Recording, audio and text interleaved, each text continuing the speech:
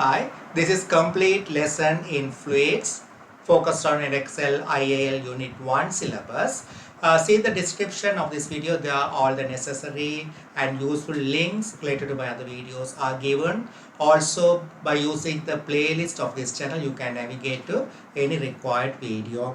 Okay, what is fluid? Fluid is a medium that can flow from one point to another point is called fluid. So liquids and gases are the fluids. Okay, so in this topic first you must know about density that you learned that in IGCSE also. Density is defined as mass per unit volume equal mass per unit volume. Here we use notation rho for density, mass m, volume v.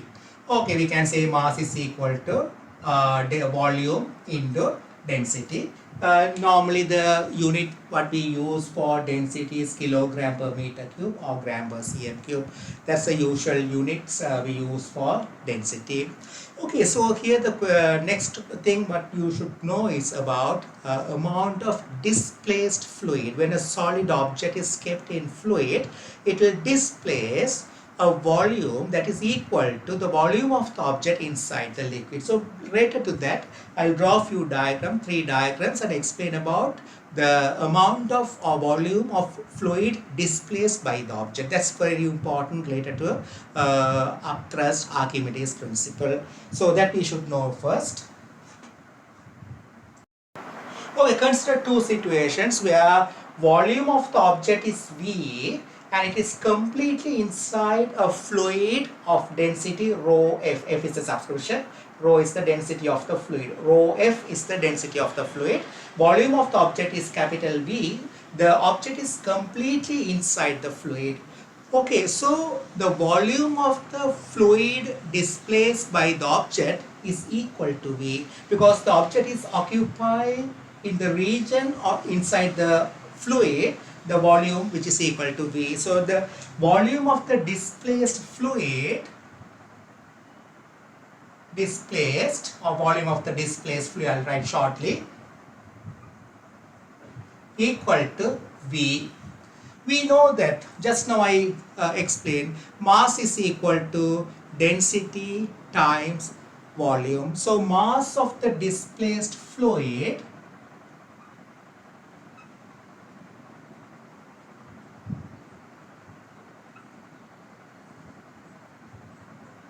equal to V times rho f. So weight of the displaced fluid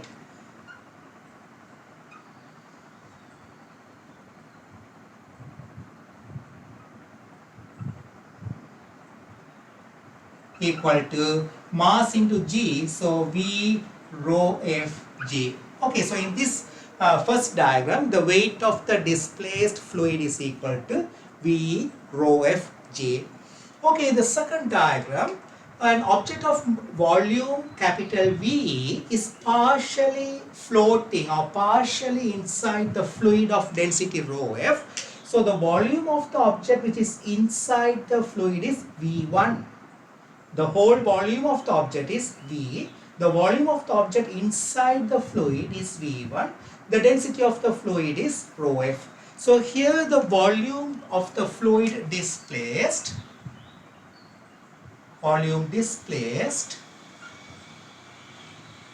equal to V1, not V, because only a portion, a part of the object is inside the fluid which is equal to V1. So V1 is the volume of the object inside the fluid, means the volume of the fluid displaced, I don't write the word volume of the fluid displaced is equal to V1. So mass of the fluid displaced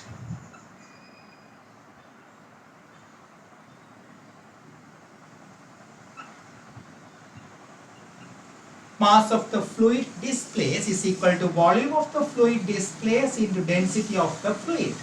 So weight of the fluid displaced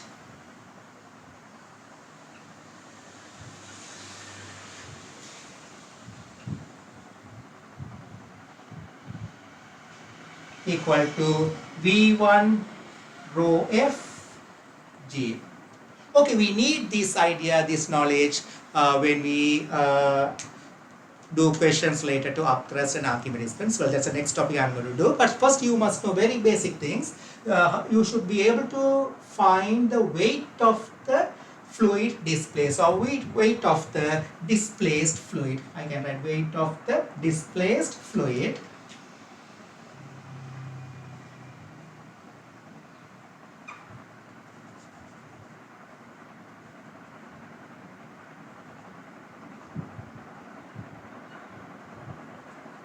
Okay, so you should be able to find out by using this method. Next we will do Archimedes principle. Okay, so next topic is Archimedes principle. Archimedes principle is something related to upthrust. You know, when an object is kept in fluid, the object will experience a resultant upward force. What is the reason? Archimedes principle, okay, telling about the numerical value, how to find the numerical value for the upthrust. But what is the reason for upthrust is, the reason for the upthrust is pressure difference at the top and the bottom. Simply we can think about a cylinder kept inside fluid. This is a cylinder kept inside fluid. Imagine a fluid inside, a cylinder is kept. We know inside a fluid, for example, inside a liquid, pressure acts equally in all directions at a particular depth. We learned that in IGCSE, H rho G. So the pressure at the top of the cylinder is H1 rho G. If I say that this depth is H1, this depth is H2. So H2 minus H1 is equal to height of the cylinder. So the pressure at top of the cylinder is P1 and pressure at the bottom of the cylinder is P2. We know that P2 greater than P1, P2 greater than P1 because the depth of P2, the bottom surface is it's H2. We know that H2 greater than H1 and we know the pressure is given by generally H rho G. Okay, so the pressure at the top of the cylinder is H1 rho G. Pressure at the bottom of the cylinder is H2 rho G. When we find the difference, we know that pressure at the bottom will be more than pressure at the top, the highest top surface compared to the upper surface. The bottom surface will have higher pressure.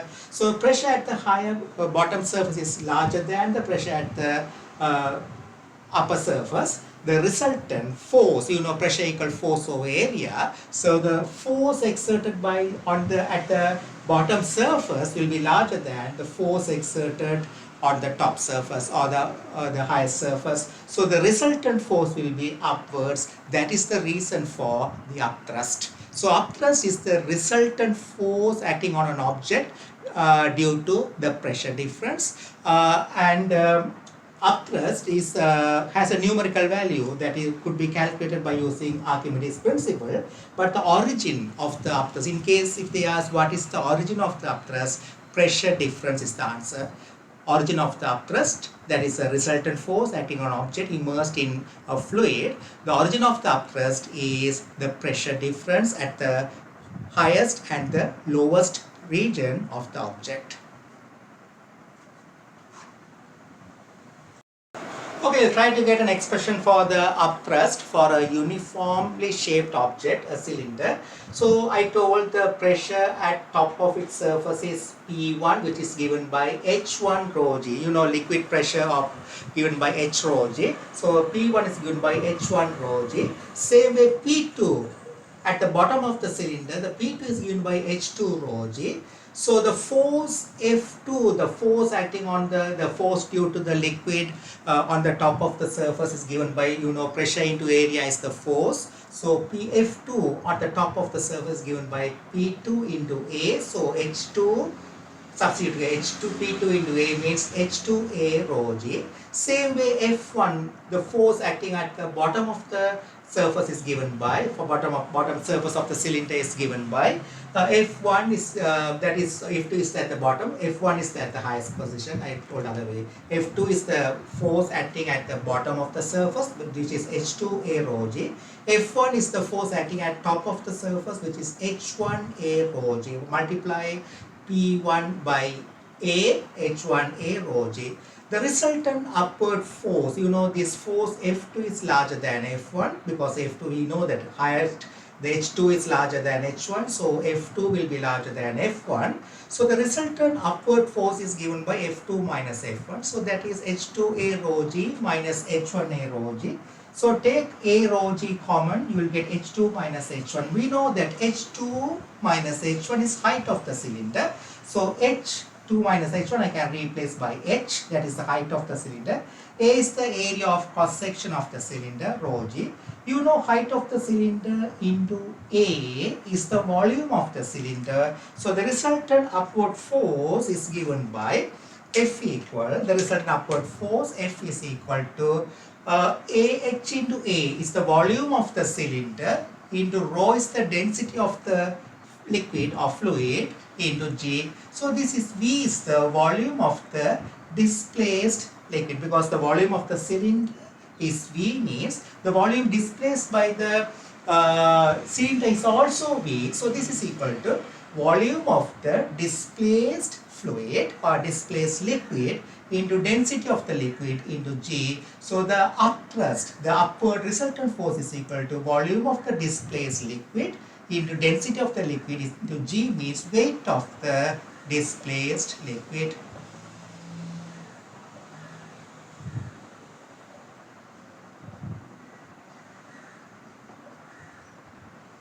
Okay, so we derived it for a uniformly shaped object. But for non-uniform shaped object, it's difficult to derive like this. But Archimedes principle, it's generally generally stated for any shape of object. So Archimedes principle, what it says, that's the Archimedes principle. Archimedes principle says upthrust is equal to weight of the displaced fluid. Very simple. But we derive that format for a uniformly shaped object, for example cylinder, but Archimedes principle is true for any shape of object, even for non-uniform object. So Archimedes principle says upthrust is equal to weight of the displaced fluid. So whenever you get a question related to upthrust, simply find first volume of the displaced fluid you must found, then you should be able to identify the density of the fluid. It should be given in the question.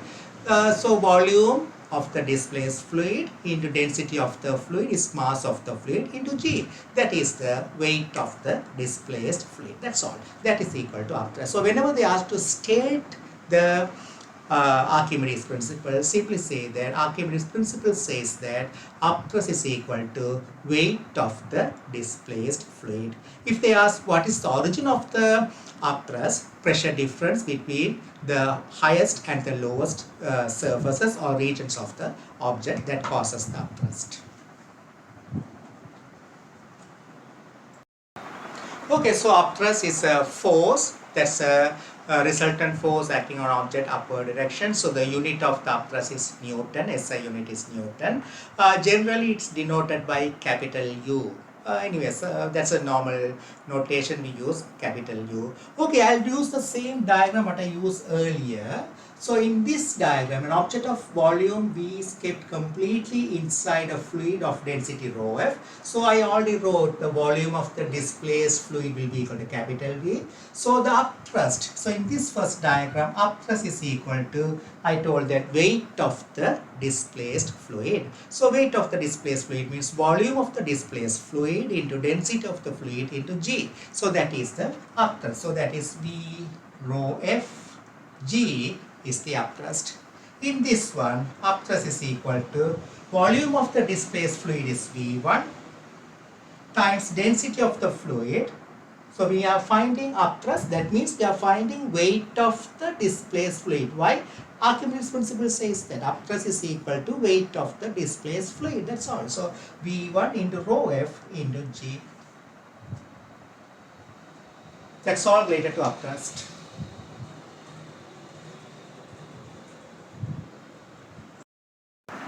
Okay, so this is the first question. Volume of air balloon is 2 meter cube, and the density of the air outside the balloon is 1.2 kilogram per meter cube. Find the upthrust on the balloon. So it's actually, balloon in air, the balloon cannot be partially inside. It should be completely inside the air. So if this is the balloon,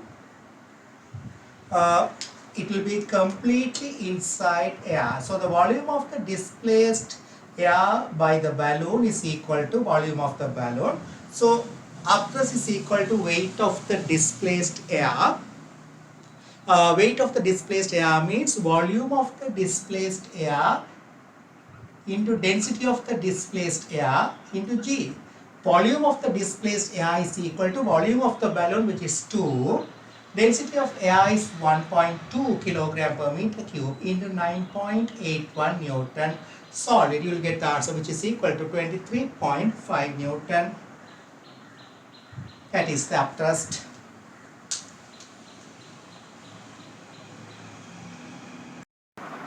Okay, so the second question, a cylinder of volume 1.6 meter cube is floating in water in vertical position, and 1/3 of its height is outside the surface of water. So it's floating in water in vertical position, means the cylinder is like this, it's floating inside water like this, not horizontally. So it's floating like this, and 1/3 of its height is outside the surface of water. So that means 2/3 of its height is inside the surface of water. So 2/3 is inside the surface of water. Okay, so 1/3 of the height is outside the surface of water, means we know volume is equal to area of cross section into height for a cylinder. So 1/3 of the height is outside the surface of water, means 1/3 of the volume is outside the surface of water. So 2/3 of the volume is inside the surface of water. So volume of the displaced water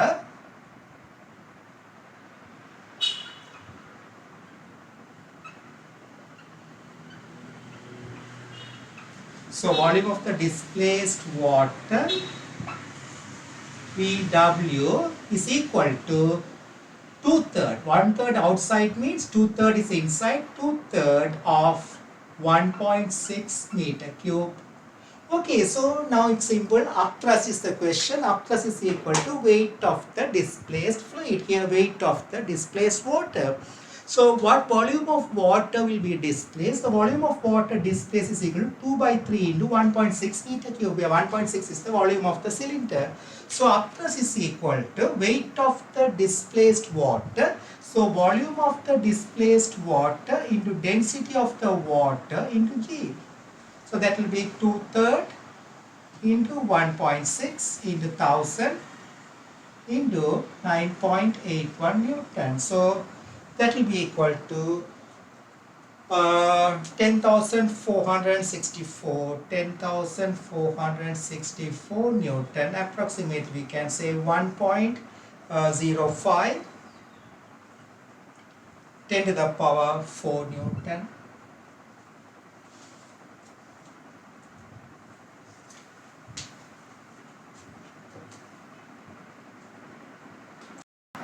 Okay, so now we'll discuss about conditions for equilibrium. Nothing new. So when object is inside a fluid, there will be upthrust, right?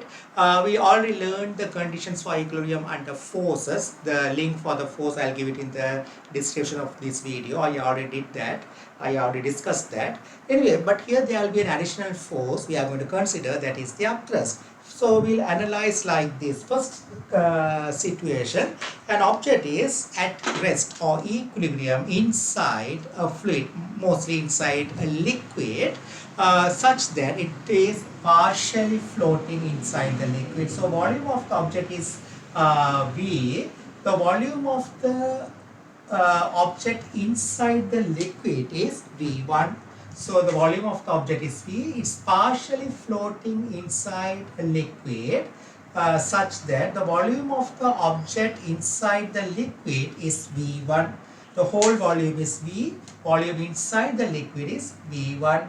So how many forces are acting on it? So I'll consider it as a first example under related to condition for equilibrium, including upthrust. So how many forces are acting on it? There are two forces acting on it. If I draw the object, the free body force diagram for the object, there are two forces acting on it. First one is the weight of the object, that is mg, that is equal to volume of the object. I told that volume of the object is V. The volume of the whole object is V, and density of the material of the object, if I say rho object, rho O, so the weight is equal to volume of the object V, density of the material of the object is rho O into G, that is the weight of the object. Now the next force is the upthrust. Upthrust is equal to weight of the displaced liquid. So volume of the displaced liquid is V1, that is V1 into density of the liquid rho L into G. So since the object is at equilibrium, these two forces should act in opposite direction along the same line of action, and they should have the same magnitude. So since the object is at equilibrium, U is equal to mg, that is V1 rho L. G must be equal to V rho O. Rho O is the density of that into G.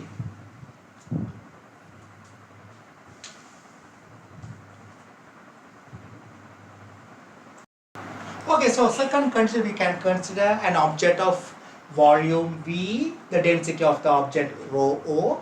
The object is completely inside the liquid such that the object is touching a base or maybe a ground, or inside a pond, a rock is at rest inside a pond, completely inside water. It's touching the floor and it is at rest. So how many forces are acting on the object? So it's touching the base or floor or ground, whatever it is. So how many forces are acting on the object? There will be three forces acting on the object. The first is the weight of the object. So it's completely inside the fluid. So weight of the object. So volume of the object is V. Density of the object rho O into G. That is the weight of the object. Then there will be upthrust. Upthrust is there. So upthrust is equal to weight of the displaced fluid, upthrust, that is equal to weight of the displaced liquid. So the whole volume will be displaced. So volume of the displaced liquid is V, because the object is completely inside the liquid.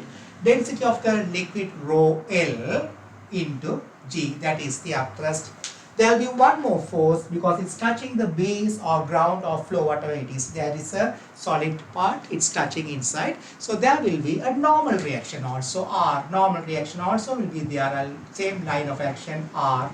So that is the third force. So if the object is at rest or it is at equilibrium, the resultant force must be equal to 0. So R plus U is equal to mg. So if you know the values, you can substitute and find the unknown here.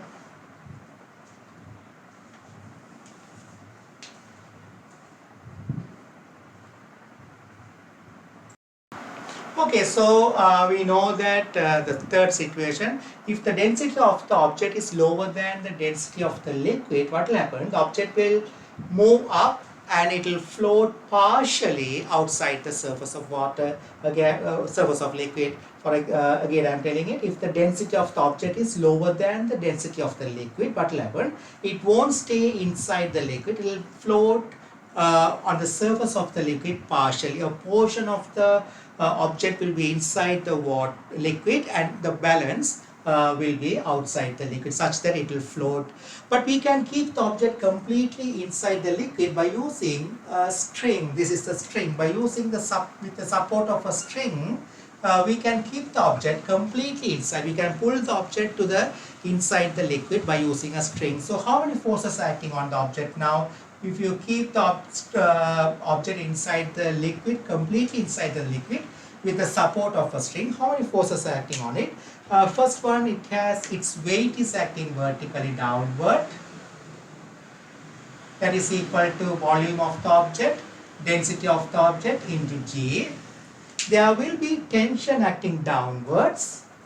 There will be tension on the string, so the string will pull the object down, so there will be tension, and there will be upthrust also. The displaced liquid will push it up, that is the upthrust, so there will be upthrust also. So the upthrust is equal to volume of the displaced liquid, that is same as the volume of the object, because object is completely inside the liquid.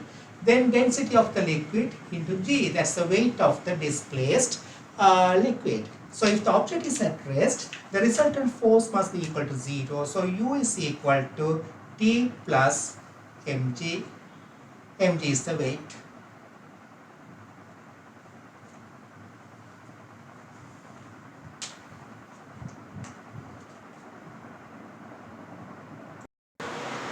Okay, so third law pair of the upthrust. We learned that according to Newton's third law, all the forces are paired. For example, your weight means earth is pulling you down, so you are pulling the earth upwards. Like that, we learned that all the forces are paired, or all the forces have a pair of force. So like that, what is the third law pair of the upthrust? You know, upthrust is the force exerted by the liquids or air or fluids on the object. So the third law pair of force of the upthrust will act on the fluid in downward direction. Upthrust is the force exerted by the fluid on the object in upward direction. So according to Newton's third law, the object will exert the same magnitude of force on the fluid particles downward direction. Or simply we can think about like this. Imagine a container, a small cylinder. A container consists of water inside or liquid inside and an liquid inside, okay, and this cylinder or container is kept on a digital balance or digital weighing scale. It's kept on a digital weighing scale.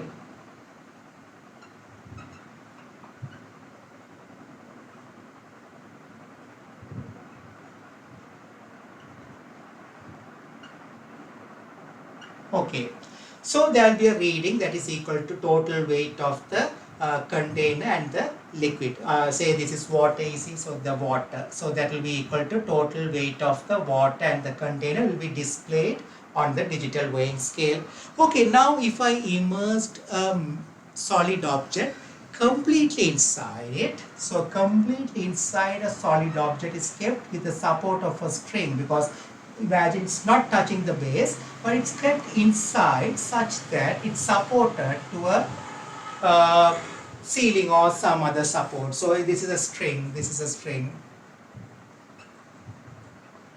So now there will be upthrust on the sphere, there will be upthrust on the object. And what will happen to the reading of the digital weighing scale?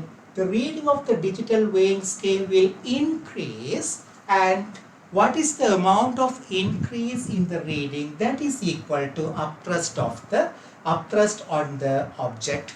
Because the reason is, you know, the water particles or water molecules are exerting a force on the solid sphere or solid object which is kept inside the water partially. It's not touching the base, but it's inside the water. So the water molecules are exerting upthrust on the solid object.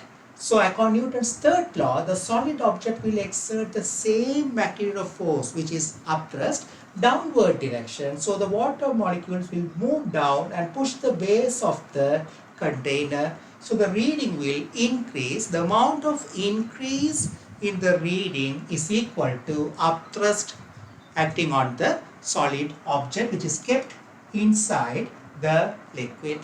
Okay, so the amount of increase in the reading of the digital balance or digital scale is equal to upthrust acting on the solid object kept inside the liquid, because the Newton's third law pair of forces acting on the water particles downwards, and they hit the base of the container, so that reading will be added to the earlier reading. So the increase in the reading is equal to upthrust acting on the object. Remember that. That will be useful for certain questions.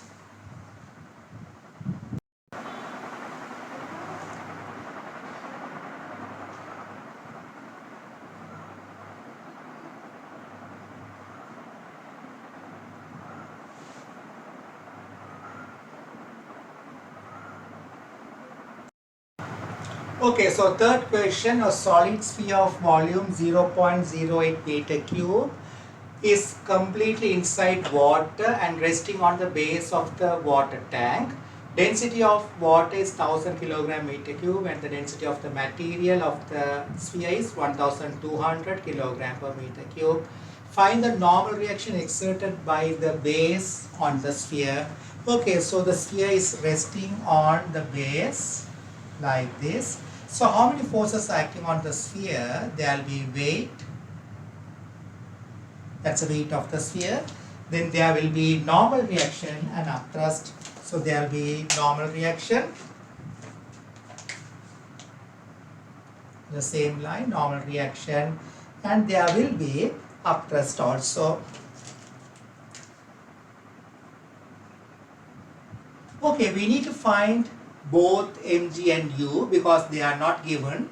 We know the volume of the sphere, so upthrust is weight mg is equal to volume of the sphere, that is 0. Volume of the sphere, density of the sphere rho s into g.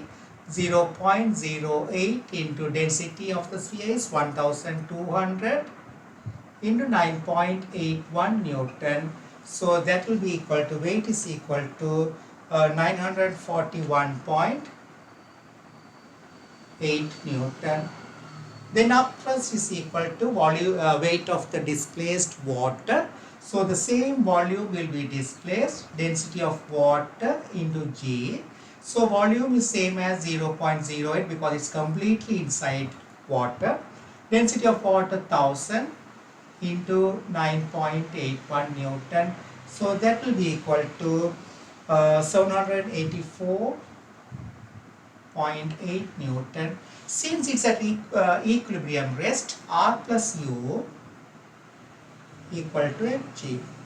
So R is equal to, that's a question R, the normal reaction, equal to mg minus U. mg is 941.8 Newton minus upthrust 784.8 Newton. So the R, the normal reaction, will be equal to 157 Newton.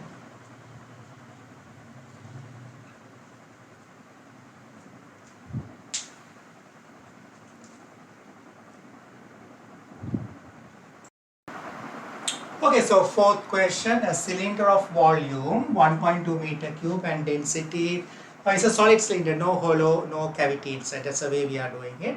A cylinder of volume 1.2 meter cube and density of 650 kilogram per meter cube is completely inside water with the support of a light string. Density of water 1000, you know the density of the cylinder is 650, which is smaller than or lower than the density of the water. So it will move up such that partially it floats on the surface of water, but it's kept inside the water, completely inside the water with the support of a light string. So it's like this. This is a cylinder.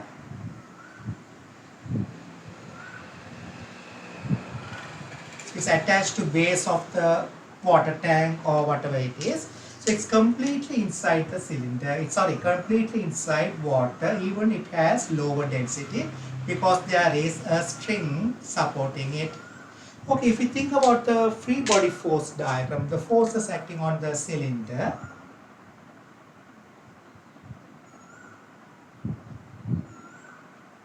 So first the weight is acting downwards. then the string is pulling downwards, so there will be tension downwards. Also there will be upthrust. These are the three forces acting on the string when it is at equilibrium. Okay, we need to find one by one. So we'll find the weight of the cylinder. Mg is equal to volume of the cylinder into density of the material of the cylinder into G. Volume of the cylinder is 1.2, density 650 into 9.81 Newton. So the weight of the cylinder will be equal to 7651.8 Newton. Then upthrust is equal to volume of the displaced water, that is same as the volume of the cylinder. So volume of the displaced water, density of water into G. Volume of the displaced water is same as cylinder, 1.2 into 1000 into 9.81 Newton. So that will be equal to 11,772 Newton. So since it is at rest, T plus mg equal to U. Total downward force equal upward force. So T is equal to U minus mg, that is 11,772 minus mg is 7,651.8. So that is equal to 4,120.2 Newton.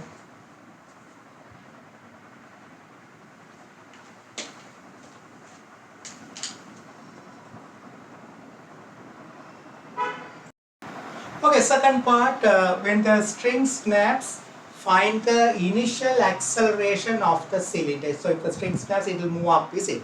Okay, so when the string snaps, the only force acting on it is the upthrust. So that is going to, the only force acting, there will be upthrust, there will be, when the string snaps, the tension will become equal to 0. So when the string snaps, the tension will become equal to 0. So the resultant force will be upthrust minus weight. So if you think about the resultant force acting on the cylinder, when the string snaps, the only two forces, upthrust and the weight. So actually we don't need to calculate the resultant force. Earlier there was tension downwards, so we wrote that mg plus T equal to U. Now the resultant force, tension has become 0, so the resultant force is going to be, U minus mg. U minus mg means which is the earlier tension. You can see that, you don't need to calculate again. The resultant force is equal to, when the tension become equal to 0, when the string snaps, tension will become equal to 0. So the only two forces acting on it are the mg and U. The only two forces are mg and U. So the upward resultant force will be equal to U minus mg. But U minus mg is equal to T, that we already found it. Tension we already found it as 4,120.2 Newton. So F equal MA, 4,120.2 is equal to mass we need to find. We know the weight of the cylinder, we already found it. That is 7,651.8 divided by G, 9.81. That is the mass of the cylinder into A. Find the A, that is the initial acceleration. That will be 5.28 meter per second squared.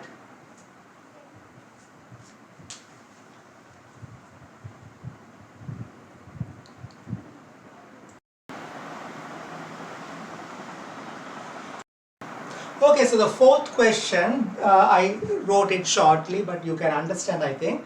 So here in figure 1, a sphere is attached to a Newton meter, and when it is attached to Newton meter, the reading of the Newton meter is 0.32 Newton. Figure 1, reading of the Newton meter is 0.32 Newton. That means the weight of the sphere is 0.32 Newton because the sphere is just attached to the Newton meter. We don't consider the upthrust due to air, it's very small. So the weight of the sphere is equal to reading of the Newton meter in figure 1, which is 0.32 Newton. Now what's happening? The sphere is completely immersed into water, but it's not touching the base. It's completely immersed into water, and the container is kept on a digital balance. So in figure 2, sphere is completely immersed into water. Density of water is given. Volume of the sphere is 2 into 10 to the power minus 5. What is the reading of the Newton meter in this figure 2? That is the question. So we know the weight of the sphere from the first diagram, that is equal to 0.32 Newton. If I draw the free body force diagram for the sphere in figure 2, the three forces acting on it. One is the weight, that is 0.32 Newton, that is from the figure 1.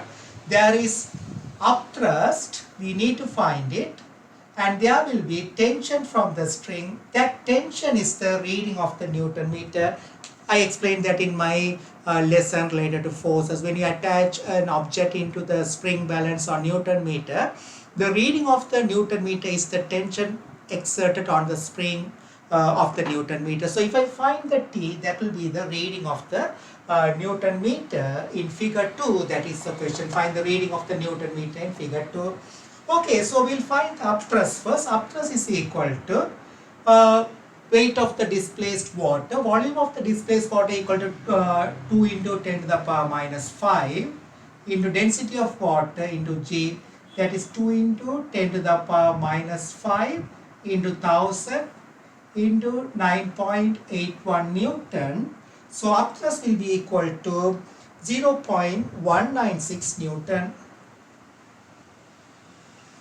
That is the upthrust. Since the sphere is at rest, T plus U is equal to mg. I need to find the reading of the spring balance, means I need to find the tension exerted on the string or tension exerted on the string of the Newton meter. So the T is equal to mg minus u. Mg we know 0.32 minus u 0.196. So the tension will be equal to 0.124 Newton. So reading of the Newton meter, equal to 0.124 Newton.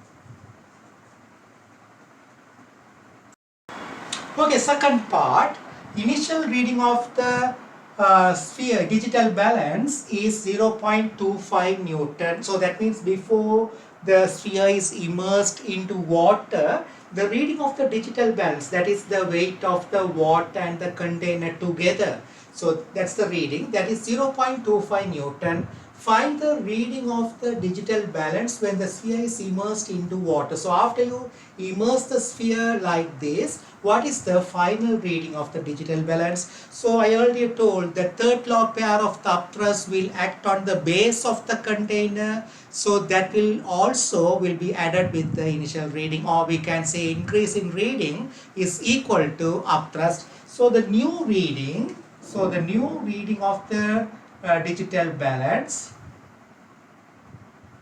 is equal to the initial reading 0.25 Newton plus the upthrust, third law pair of the upthrust, so that will act at the base of the container. So that is 0.25 plus upthrust, we already found 0.196 Newton. So that will be equal to 0.446 Newton. That is the final reading.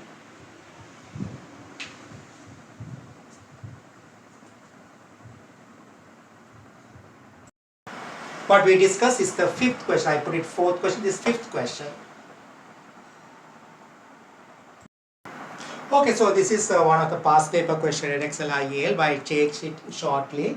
Okay, what's happening in the figure 1, the sphere is completely outside, it's attached to a support, something like roof or some support. So the sphere is completely outside the water tank or water container, and the reading of the digital balance is 0.315 kilogram. That is the total mass. It's given in kilogram, not Newton. So the reading is 0.315 is the total mass of water and the container. Now the sphere is completely immersed into water, but it's not touching the base of the container. Reading of the same digital balance is increasing to 0.465. So there is increasing reading in kilogram. We can convert to Newton, multiply by 9.8, but it's not an issue. But the increase in reading is due to upthrust on the sphere. I already told that when it is immersed into water, the water particles will push the sphere upward direction. So according to Newton's third law, the sphere will push the water particles downwards, and the water particles will move down and push the base of the container. So there will be increase in reading. Increase in reading is equal to upthrust. Keep it in mind. Okay, so the question is, density of the sphere is given 2000 kilogram per meter cube. Density of the water is given 1000 kilogram per meter cube. Find the mass of the sphere is the question. Okay, so here we'll see the increase in reading. Answer in reading equal to upthrust. So denoted by capital U. So U is equal to increase in reading. We'll find it in Newton. First we'll find it in kilogram. 0.465 minus 0.315. That is in kilogram. So we can convert it to Newton by multiplying it by 9.81 Newton. That is the increase in reading in newtons, that is equal to upthrust. But we know that upthrust is equal to volume of the displaced water, that is equal to volume of the sphere, volume of the displaced water, that is the weight of the displaced water. Is it upthrust is equal to weight of the displaced water. Weight of the displaced water means volume of the displaced water into density of the water into G.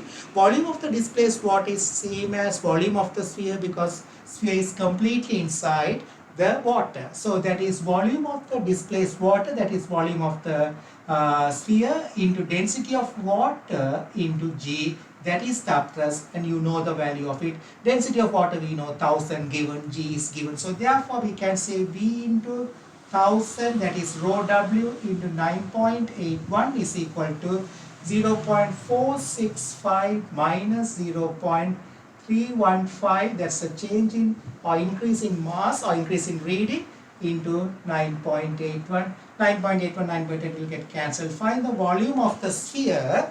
You will get 1.5 into 10 to the power minus 4 meter cube. We know the volume of the sphere. The question is mass of the sphere.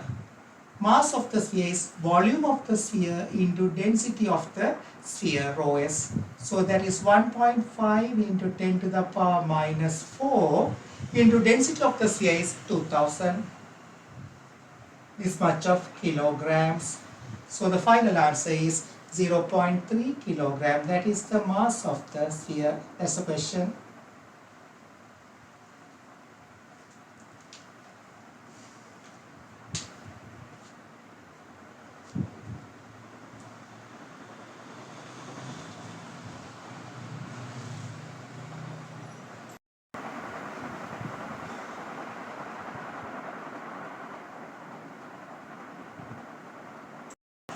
Okay, the second part of the same question, it says that water is replaced with the same mass of oil. So that means the first figure, the reading is 0.315, same mass of oil, which has lower density than 1000 kilogram per meter cube. So you know the density of the water is 1000. Oil has lower density, but the mass is kept the same as water. So you are replacing water with by oil. Now the question is, explain what happens to the final reading on the balance. So when you immerse the sphere into the oil, will you get the same reading 0.465 or different? That's the question. Okay, you know that initial reading is same as earlier, which is 0.465 0.315 kilogram, and the increase in reading from here to here is due to upthrust. So you should add upthrust with this one, you will get this reading. But we know that upthrust is equal to weight of the displaced liquid. Volume of the sphere has no change. Now the density of the liquid is dropping. It is not water, this is oil which has lower density into G. So the upthrust, when you keep oil here, is going to be smaller than what we calculated in the earlier part, in the previous part. So the upthrust is smaller. So what will happen? The final reading is equal to initial reading plus upthrust. Upthrust is smaller because density of oil is smaller than water. Therefore, the final reading will be lower than 0.465 kilogram. That's the answer. So you can say, since the density of oil is smaller, according to upthrust equal to, so since the density of the oil is lower than water, the weight of the displaced oil is smaller than the weight of the same volume of water. Therefore, upthrust when there is oil is smaller. Therefore, the final reading will become lower than 0.465 kilogram.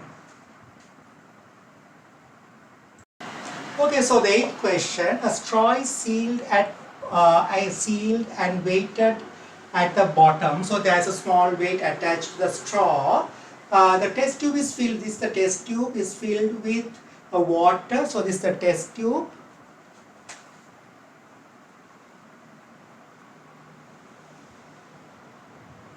Test tube is filled with water and the straw is floating inside the test tube such that 13.3 centimeter of the straw is inside the water. Now density of the distilled water is 998 kilogram per meter cube. What will be the length of the straw inside water when the distilled water is replaced with salt water, which has density of 1150? So the same straw with the weight, so the total weight of the straw and the attached mass is not changing. So the only two forces acting, when you think about the equilibrium of the straw and the attached mass, the only two forces acting on the straw with the mass is there are two forces. When I draw the straw and the object, there are only two forces acting on it. One is the weight of them. There is no change in the weight. The weight, that is mg. And the second one is the upthrust. So upthrust is equal to volume of the displaced water. Volume means length of the displaced water into area of cross section. No change in area of cross section, it remaining the same. So the weight also not changing, the cross sectional area also not changing, but density is changing. So this is the volume. This is the volume of the displaced water into density of the water into J. Okay, so simple. We can say initially for initial condition, weight is equal to, since it's at equilibrium, weight is equal to upthrust. So mg, that has no change. Initially upthrust is equal to L1A, that is the volume, into density of water, that is ρ1, initial density, into G. During the second condition, no change in the weight, but upthrust during the second condition is equal to L2, that's the question. There is no change in the area of cross section. The density of the salt water is changing into G. Okay, simple equation. So A and A will get cancelled, G and G will get cancelled. So L1 ρ1 equal to L2 ρ2. So L1 is 13.3 centimeter. I'll keep it in centimeter. I'll get the answer in centimeter. Density will write it in kilogram per meter cube, 998. So this is kilogram per meter cube. So this also I'm going to write in kilogram per meter cube. L2 I need to find. ρ2 is kilogram per meter cube, 1150. Find the L2. You'll get the answer in centimeter because this I'm keeping in centimeter. Kilogram per meter cube, kilogram per meter. Those units will get cancelled. L1 is in centimeter. So therefore L2 also will be in centimeter, 11.5 centimeter. That's the height of the or length of the straw inside water when the distilled water is replaced by a salt water of density 1150 kilogram per meter cube.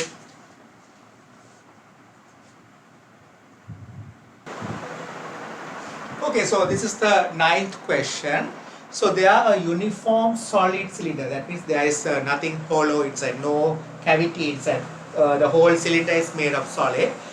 Uniform solid cylinder of height or length 1.2 meter is floating in two different liquids. You know there are two different liquids. The first liquid, which is 1000 kilogram per meter cube, the density. The second liquid is floating above the first liquid that has density 860 kilogram per meter cube. You know you can put oil on the surface of water, so the oil can float above water, something like that. Lower density, higher density.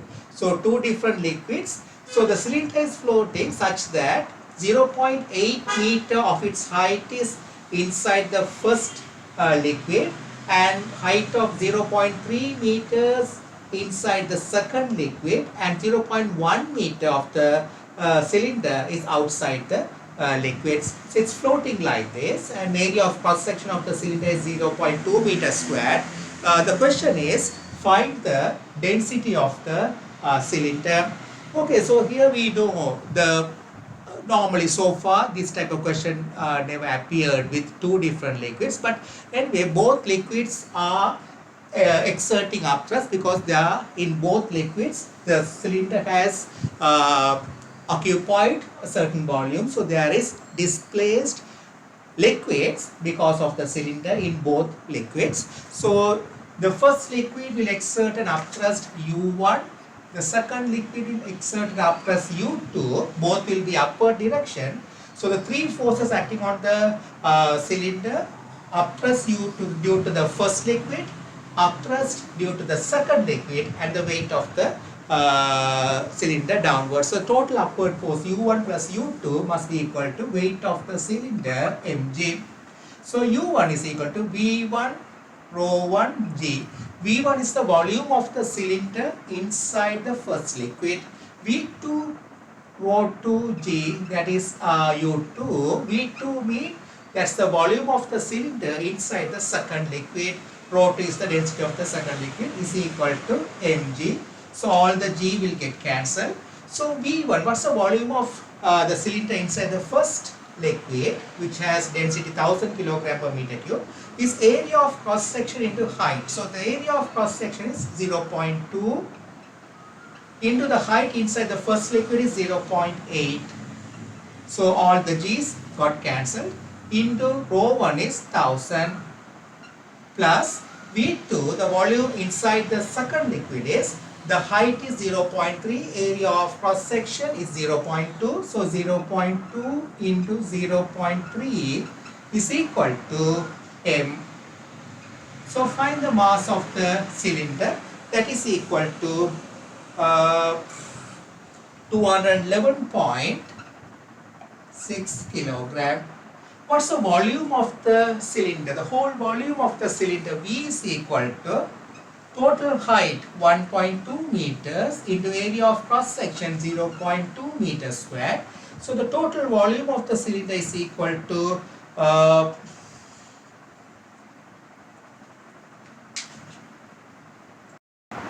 0.24 meter cube. So density of the cylinder, mass of the cylinder 211.6 divided by volume 0.24 meter cube. So that will be equal to 881.7 kilogram per meter cube. That is the density of the cylinder.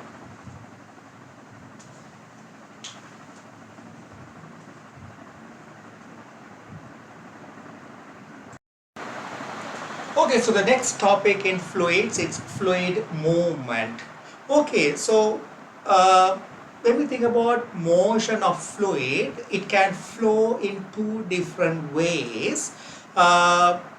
The one method or one way it flows is called laminar flow or streamline flow. The other one is called turbulent flow. Okay, so what's the difference between these two types of fluid flow or fluid movement? For example, you can see like this.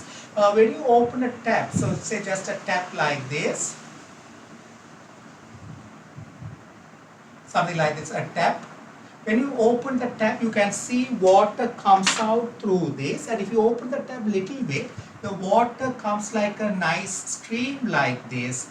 But when the water moves further down, you can see the water particles comes like this. When they move further down, their speed will increase due to gravity, so they won't looks like a thread. Initially, it looks like a thread. Nicely, it comes like a thread. But later, the water particles will start to move, fall randomly. Or you can see this in a glass pipe. If you connect a tap to a glass pipe, something like this, and keep a KMnO4, potassium permanganate small piece inside, and if you open the tube little bit, you can see when water flows, the KMnO4 will dissolve in the water, and you will see the dissolved KMnO4. It's like a violet color. It will flow like a streamline. They won't cross each other. Without crossing, you will see the lines of flow will go like this without crossing each other. But when you increase the rate of flow, that means if you open the tap more, you will see the lines of flow will cross each other. They will move randomly. They will move randomly like this. You will see the lines of flow will cross like this, and you can see sometimes like a eddy rotating purple, the violet color also. Okay, so these are the two different types of fluid flow. The first one is called laminar flow or streamline flow. Laminar flow or streamline flow that occurs usually at lower speed. If I consider a particular type of fluid, one particular type of fluid, for that fluid, laminar flow generally occurs at lower speed. But when the speed increases or the speed of the fluid movement increases beyond a specific type of beyond a particular speed, the fluid flow will become turbulent. So what's the difference? How to identify the fluid flow is laminar or turbulent? There are specific differences between laminar flow and turbulent flow. I'll write them now. So the first significant difference between laminar flow and turbulent flow is in laminar flow, the lines of flow never cross each other. It could be a straight parallel, they always they won't cross each other. It could be a straight line or curve, but there won't be any cross. They won't overlap with each other, the lines of flow. But turbulent flow, they will cross each other.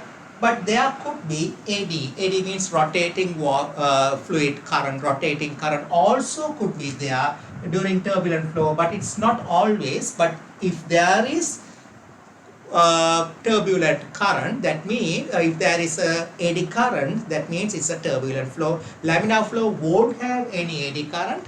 Turbulent flow can be there without eddy current, but if there is eddy current, that means eddy current means rotating fluid flow. If there is eddy current, certainly it's a turbulent flow. So if there could be a eddy current also like this, rotating current like this, that also can be there in turbulent flow, but without eddy current there could be turbulent flow. So this is the main first difference. Whenever they ask to state the difference between laminar flow and turbulent flow, if they ask one difference, you can say this as the first difference: lines of flow never cross each other, and in laminar flow lines of flow cross each other during turbulent flow. The second difference you can say, at a point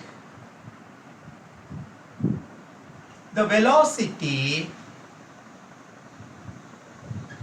remains constant.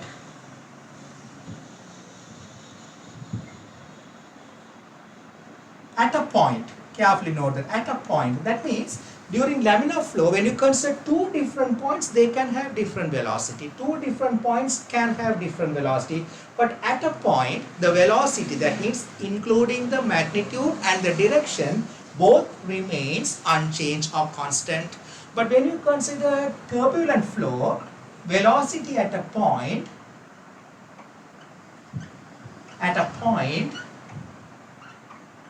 will change with time, or will change So that won't be a constant at a point for turbulent flow. For laminar flow, at a point the velocity remains constant, unchanged, but two different points can have different velocity, but at a point the velocity, that means including the direction, remains constant. This is the second important difference between laminar flow and turbulent flow.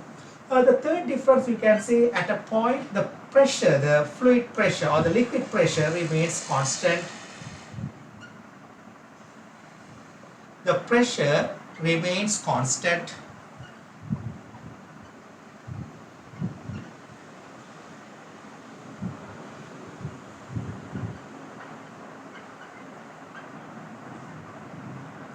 Here at a point pressure changes.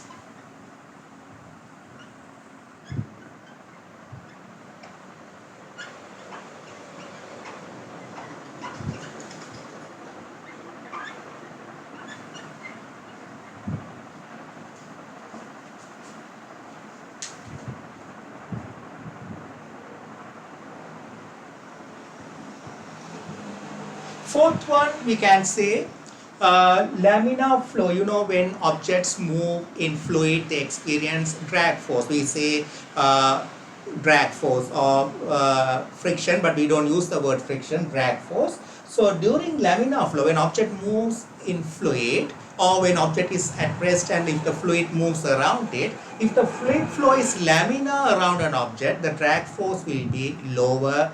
But if the fluid flow around an object is turbulent, it will exert larger drag force on the object.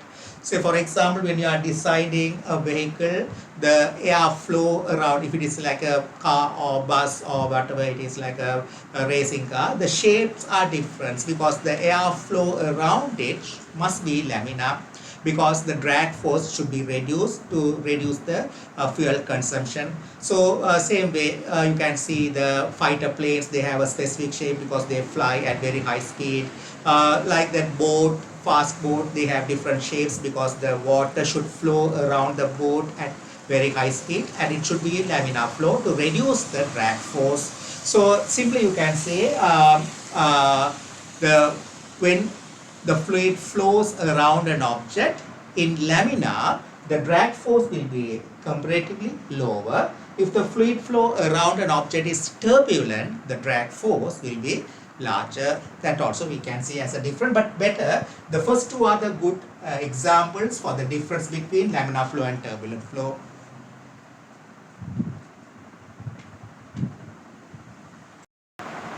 Okay, so next topic is viscosity. Before explaining viscosity, we'll think about a simple experiment. Consider two identical containers, something like two identical containers, small containers like a bottle or containers. Fill them, so same volume, same cross section, everything same, two identical containers. Fill one container with engine oil. You know engine oil is little thicker, is it?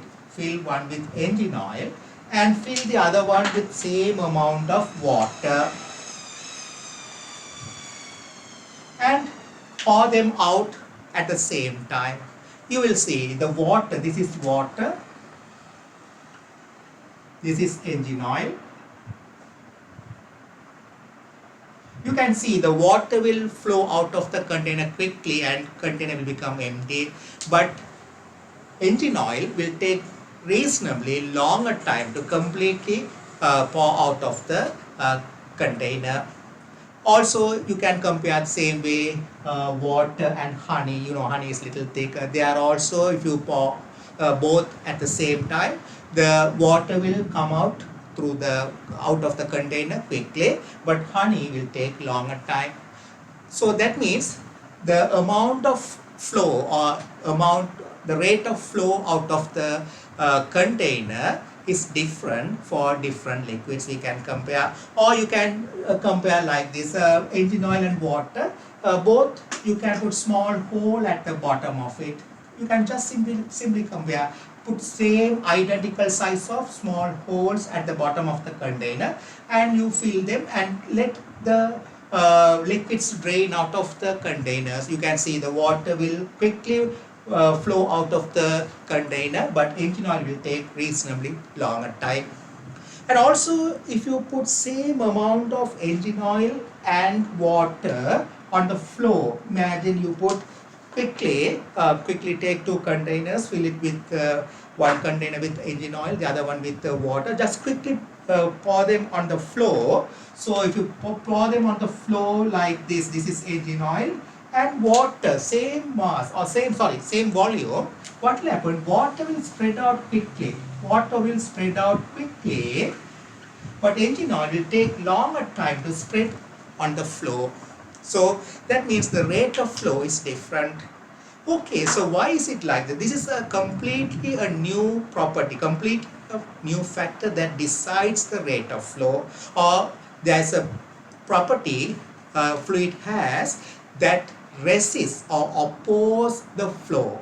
That is called viscosity. So what is viscosity means? It's a property of a fluid that resists the flow, or actually yes, we can say like this: the property of a fluid that oppose or resist the flow of the fluid is called viscosity. So they have different viscosities. Water and engine oil, they have different viscosities, or water and honey, they have different viscosities. Like the different liquids have different viscosity.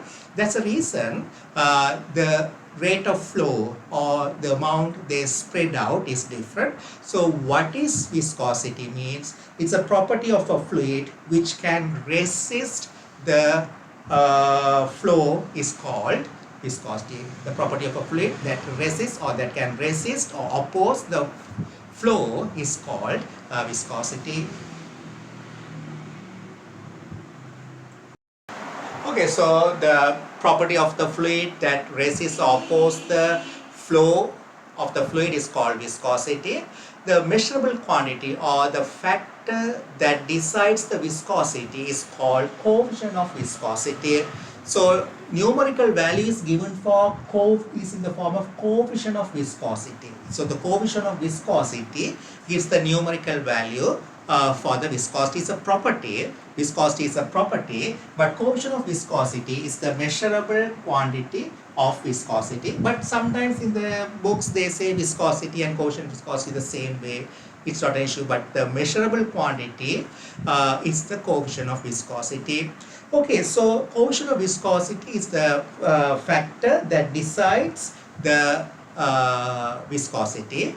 It's denoted by eta. The unit of viscosity, or the unit of coefficient of viscosity is Pascal second. That's the SI unit of viscosity, that is Pascal second. So you can convert this in different formats also. Pascal is equal to Newton per meter square into second. This way also they can give the unit of viscosity, or you can convert base units. Newton means kilogram, meter, second minus 2 into meter minus 2 into second. So it's going to be kilogram, meter minus 1, S minus 1. This also gives the unit of coefficient of viscosity. Okay, so the property of the fluid which resists or opposes the flow is called viscosity. It's a property. The factor that decides the viscosity is called coefficient of viscosity. It has numerical value. It's a measurable quantity. Coefficient of viscosity has unit, that is Pascal second. Okay, so rate of flow is inversely proportional to coefficient of viscosity. Rate of flow of a fluid is inversely proportional to coefficient of viscosity.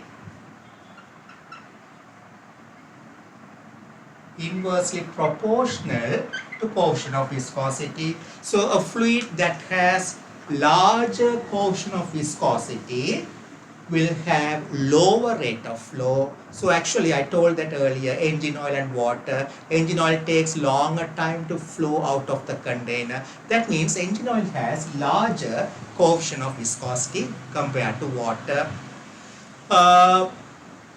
Same way, a liquid or fluid that has lower coefficient of viscosity will have higher rate of flow. Lower the coefficient of viscosity, higher the rate of flow. Higher the coefficient of viscosity, lower the rate of flow. When we consider temperature and coefficient of viscosity for liquids, remember that for liquids, when temperature increases, T increases, so the coefficient of viscosity will decrease. So you have engine oil. When you increase the temperature and you heat the engine oil, the rate of flow will increase. So for liquids, when the temperature increases, coefficient of viscosity will decrease. So rate of flow will increase. Keep it in mind. For liquids, it's like that. But for gases it's other way. It's generally for all the gases, when temperature increases, coefficient of viscosity will increase. For gases, coefficient of viscosity will increase. But there are no questions related to gases in your syllabus. All these explaining type questions are related to liquids. Remember that when the temperature increases, coefficient of viscosity of the liquid will decrease, but rate of flow is inversely proportional to coefficient of viscosity. So when the temperature increases, coefficient of viscosity will decrease and the rate of flow will increase. So when you take two different temperature of same substance, say for example, you can have same thing like I explained earlier, into identical containers, you can have engine oil, but imagine they have same radius of hole at the bottom of the container. Both consist same amount of engine oil. You can initially hold the holes, block it, then fill it with engine oil. One is at higher temperature. This is at room temperature. This may be at higher temperature, maybe at 100 degrees Celsius. So the rate of flow will be high here compared to here, because engine oil, both are engine oil, but this has higher temperature, coefficient of viscosity is lower, so rate of flow will increase, so it will drain out of the container quickly compared to this one.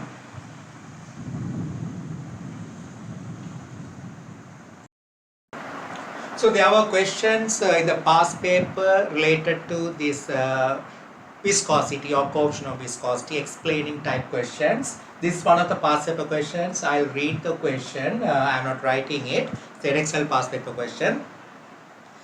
This is about volcano. Lava is molten rock which sometimes erupts from Earth's surface.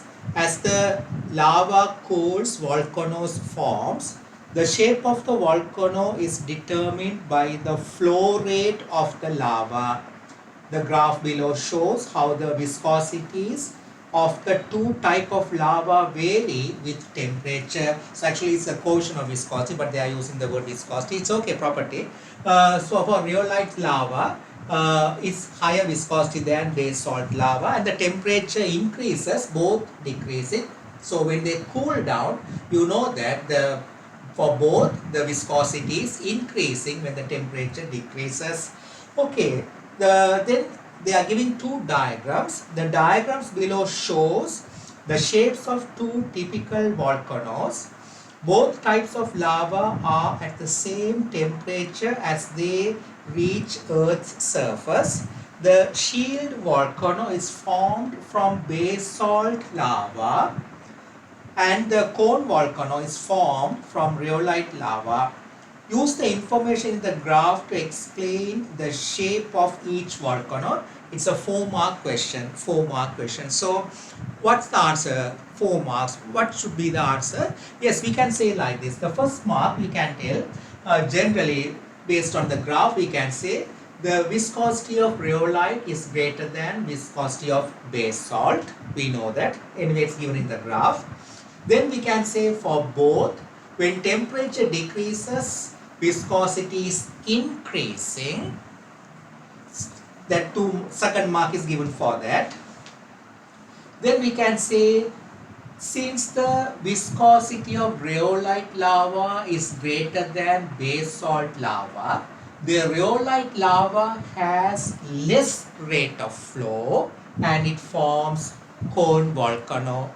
Since base salt lava has lower rate of flow, it can, lower viscosity, it can spread out more, or it has higher rate of flow and it forms shield volcano. Again, I am telling, first mark you can say the rhyolite lava has greater viscosity than base salt lava, 1 mark.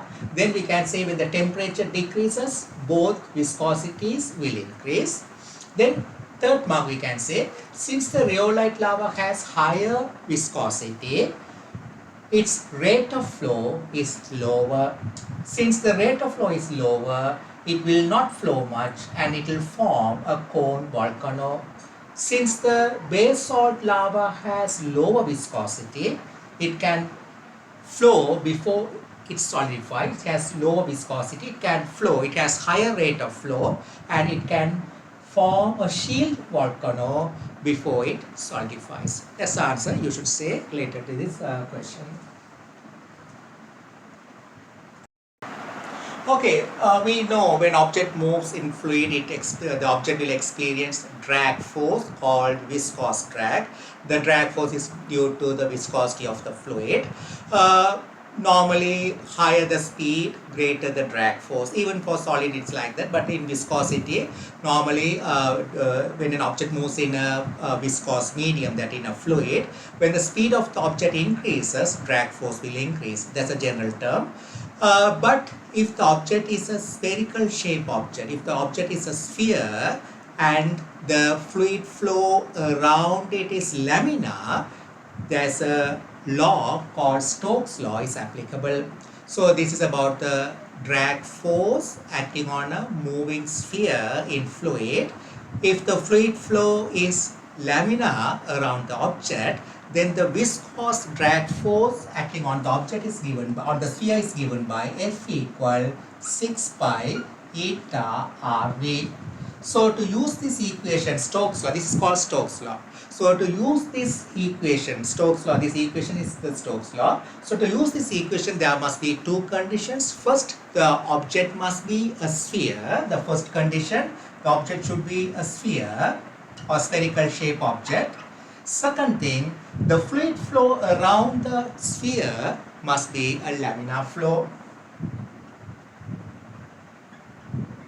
So if it is a turbulent flow, you can't use this equation. These are the two conditions to use this equation for drag force F equals 6 pi eta RV, where eta is the coefficient of viscosity of the fluid in which the sphere is moving, R is the radius of the sphere, V is the relative speed of the sphere with the liquid. But mostly in your questions, we take the liquid is at rest and the sphere is moving, or sphere is at rest, liquid is moving. Both are in motion, you won't get such questions. But generally we say what is V means relative speed of the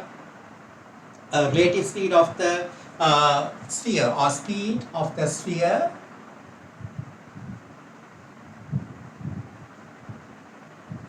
relative to fluid.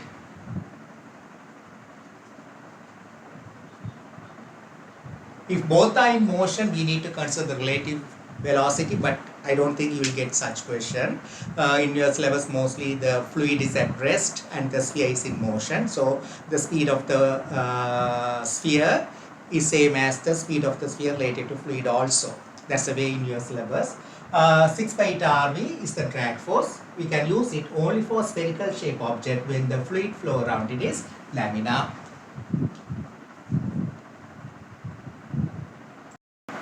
But generally, even for any shape of objects, we can consider the drag force is directly proportional to speed, but we can't use the equation 6 pi eta R here.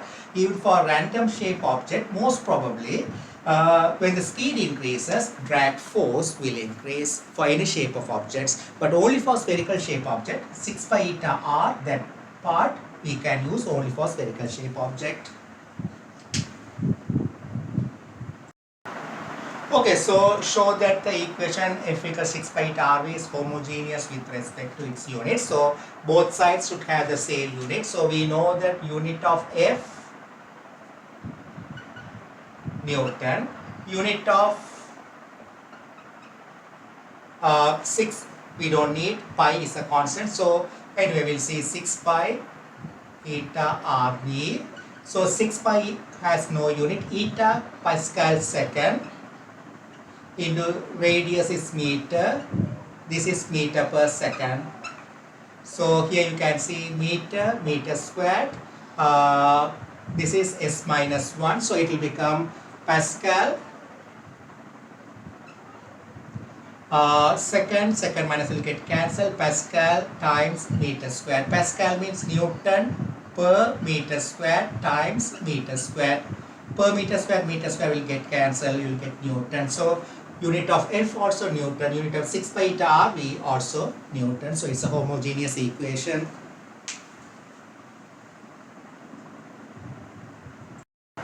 Okay, an object is released in a viscous medium. It will reach a terminal speed. Same thing you had it in IGCSE also, but I'm explaining it again. So an object is released from rest. If the velocity initial speed is 0, there won't be any drag force, because I told that the drag force is depending on the speed. If the speed is 0, drag force is also 0. Initially, at the moment you release, there will be only two forces acting on it. One is the weight and the other one is the upthrust. But if the weight is greater than the upthrust, object will there will be a resultant force downwards. When the weight is greater than upthrust, there will be a downward resultant force. When it accelerates in a fraction of a second, there will be a velocity downwards, and due to that velocity, now there will be a drag force. So later, initially when the velocity is 0, there will be only two forces, but when there is a velocity, when it gains a velocity, there will be three forces. One is weight, the other one is upthrust, and there will be a drag force. If it is a spherical shape object, the drag force is given by 6 pi eta RV according to Stoke's law, but otherwise drag force is directly proportional to speed for most of the random shape objects. Anyway, drag force we can say directly proportional to speed. Okay, so now you know the resultant force at this instant. The resultant force acting on the object Fr, we can say resultant force is equal to mg minus u minus Fd, drag force. But we know weight and upthrust remains unchanged. They are constants for a given object, because weight is due to pull by gravity or pull by earth. Upthrust is the weight of the displaced fluid. There is no change in the shape of the object. There is no change in the density of the fluid. So these two factors will remain the same. But drag force, I told, is directly proportional to speed for most of the random shape object. Only for sphere, that is 6 pi eta RV. So I can say drag force almost, we can say, directly proportional to speed. So there is a resultant force downwards, and the speed will increase. When the speed increases, drag force will increase. When the drag force increases, you know, this whole thing remains constant, but when the drag force increases, you are subtracting larger value, so the resultant force will decrease. At a particular speed, the resultant force will become equal to 0, and there is no further acceleration. So when there is no further acceleration, there is no further change in speed, so the drag force will remain constant. No further change in drag force, so the resultant force will remain constant, and there is no acceleration, so the object will move at constant speed. That speed is called terminal speed. So several times they asked to explain why the object reaches terminal speed. You can explain like this: when the object is released, at that moment initial speed is 0, so the only two forces acting on it are the weight and upthrust. Due to the resultant force, when the weight greater than upthrust, it will accelerate down, and when there is speed, there will be drag force also. So the resultant force will be equal to mg minus u minus Fd. Drag force is directly proportional to speed. So when there will be a resultant force downwards, and according to Newton's second law, F equal ma, the object will accelerate. When the object accelerates, the speed will increase. When the speed increases, drag force will increase. When the drag force increases, resultant force will decrease. At a particular speed, the resultant force will become equal to 0. When the resultant force becomes equal to 0, acceleration also will become equal to 0. There is no further increase in speed. Therefore, the object will move at constant speed called terminal speed. So the condition to reach the terminal speed, the resultant force acting on the object must be equal to 0, or the resultant force acting on the object must become equal to 0 is the condition for condition to reach terminal speed.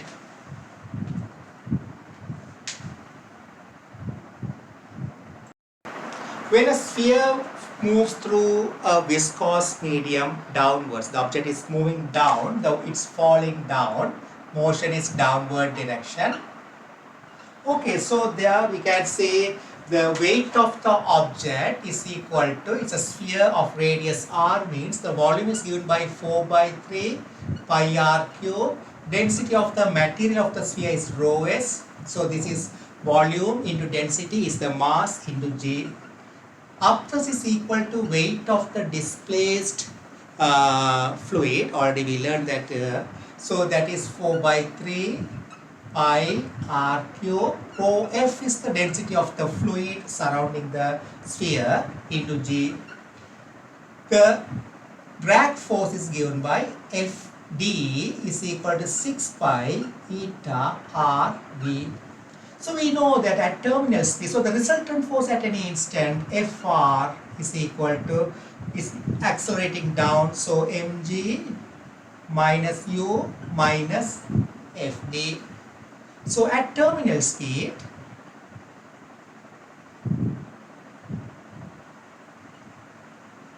Fr, the resultant force must be equal to 0.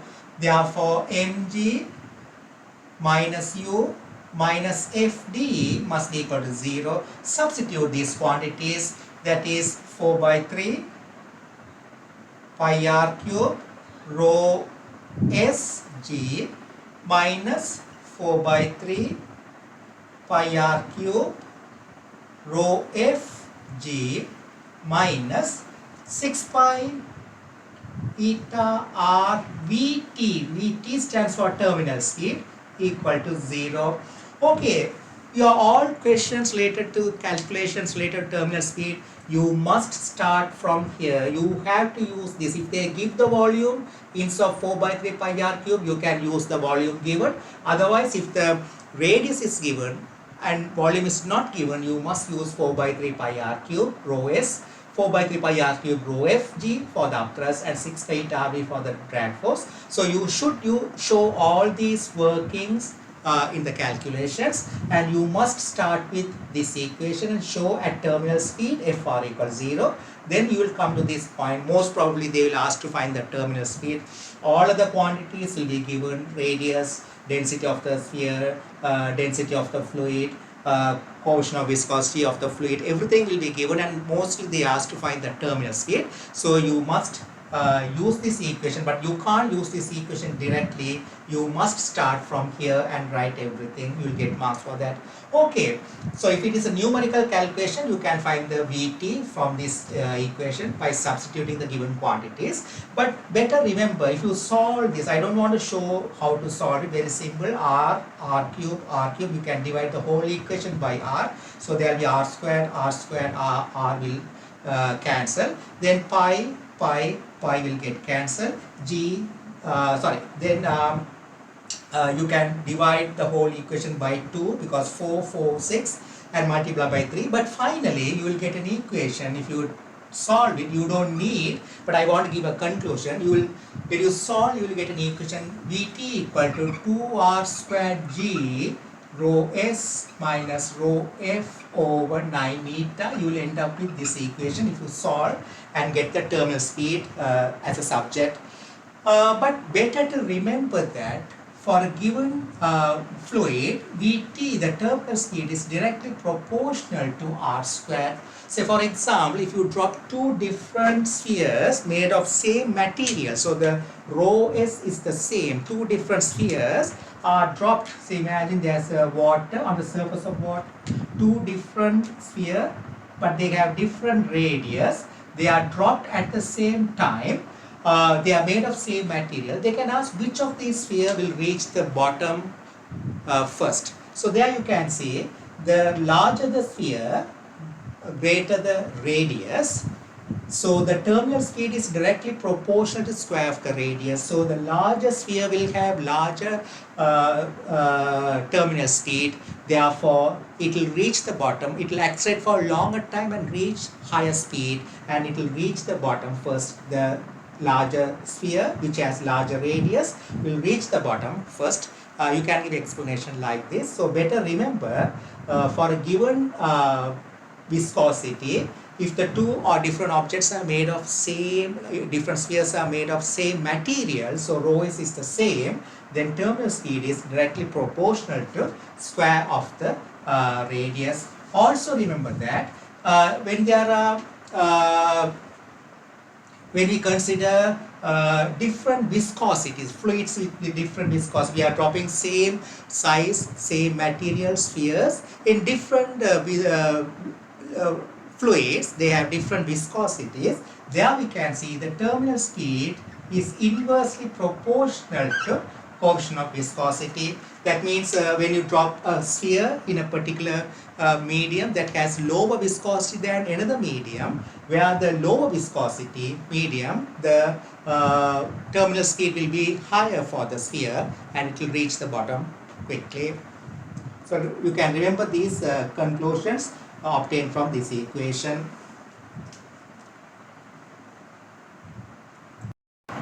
Okay, so this question, a sphere of radius 0.80 centimeters released at rest from the bottom of a deep pond. Density of water is 1000 kilogram per meter cube and the density of sphere is 920. So the density of the sphere is lower than density of water, means when you release it, it will move up because density of the sphere is lower than the fluid around it, that is the water. Coefficient of viscosity of water is given 1.2 × 10⁻³ Pascal second. Find the terminal speed of the sphere. So first you should get the idea of the forces acting on the sphere when it is moving upward direction. So if I draw the free body force diagram for the sphere, when it is moving upward direction, the motion is up, it has weight downwards, it's moving up, so the drag force also acting downwards. Normally we consider a sphere, an object is falling down, the drag force will be upwards. Always the drag force acts in opposite the direction of motion. So since the sphere is moving up, drag force will act downwards, the upthrust will be upward direction. Okay, we need to find all these quantities, and we know to find the terminal speed, the resultant force should become equal to 0. So equate to the resultant force 0, you will get the terminal speed. Since it's a sphere, we can use the Stoke's law to find the drag force. We assume the flow around. They can ask what's the assumption you made in this calculation. You should say it's a sphere, they already told, so you can't say the object is sphere, it's already mentioned in the question. So the only assumption we take, the fluid flow around the sphere is laminar, so we can use the Stoke's law. Okay, one by one we will calculate. First we will calculate the weight of the object, mg. So mg, the weight of the object. So the radius is given, so 4/3 pi r cube, density of the sphere into g. So that will be 4/3 pi. The radius is 0.8 centimeters, so 0.80 10⁻⁻², all the cube, convert centimeter to meter, into density of the sphere is given 920 into g 9.81. So fine, because all the quantities are given, we will find one by one. So the weight of the sphere will be equal to 0.0194 Newton. Then upthrust is equal to weight of the displaced water. For the weight of the displaced water means volume of the displaced water into density of the water into G. So the volume displaced is 4/3 pi r cube, density of the water into G. So 4/3 pi r cube again 0.80 10⁻⁻², all the cube, into 1000 into 9.81. So there the upthrust will be equal to 0.0210. Okay, so at terminal speed, The resultant force, generally if I write the resultant force is given by Fr, the resultant force Fr in upward direction because it's moving up. Fr is equal to U minus mg minus Fd. So at terminal speed,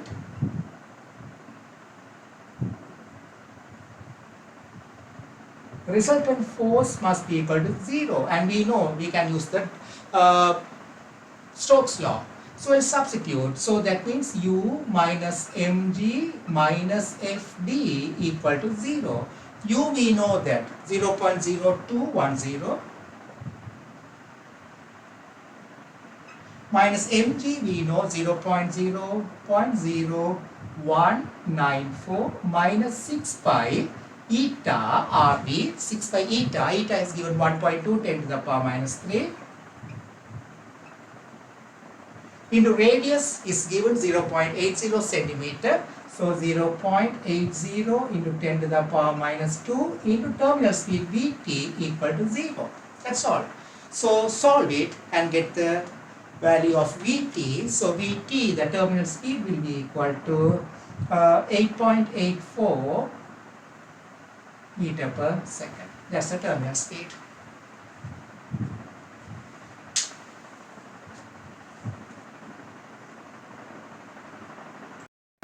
So this also Edexcel past paper question, but I change it in a shorter format. Right, okay, so there it says that a small spherical water droplet is dropped into oil. Volume of the water droplet is 3.35 10 to the power minus 8 meter cube. And the density of water is 1000 kilogram per meter cube. Density of the oil is 940 and its viscosity given. Find the terminal speed of the water droplet. So water droplet is moving through oil because density of water droplet is greater than oil. So when you release the water droplet on the surface of oil, the droplet will move downwards through the oil. So when it moves through the oil, there will be three forces acting on it: weight downwards, upwards upthrust, drag force also upwards. The motion is downwards. Okay, so here we need to find the weight, upthrust and the drag force. Weight is given by volume is given, so we can find the weight of the water droplet. Mg is equal to volume of the water droplet into density of the water droplet into G. Volume is given 3.35 10 to the power minus 8 into density 1000 into 9.81. So the weight will be equal to 3.29 10 to the power minus 4 Newton. Then upthrust we need to find, that is also same volume of the water droplet, that will be the volume of the oil displaced into density of the oil into G. So that will be equal to 3.35 10 to the power minus 8. Density of the oil is 940 into 9.81. So that will be, upthrust will be equal to 3.09 10 to the power minus 4 Newton. Okay, so we need to find the terminal speed. We assume it's a spherical shape. We assume the flow of oil around the water droplet is laminar. So we know the drag force is given by Fd equals 6 pi eta given for the oil, that is given viscosity 0.11. R is not given. We need to find the terminal speed. R we can find by using the volume. So 4 by 3 pi R cube is equal to 3.35 10 to the power minus 8. From that find the radius. Solve it and take cube root of it. You will get the radius 2 into 10 to the power 1.99 something you will get. So 2 into 10 to the power minus 3 meter. Okay, so at terminal speed, the resultant force acting on it must be equal to 0. So at an instant, the resultant force is given by Fr is equal to mg minus u minus Fd. So we know at terminal speed Fr equal to 0.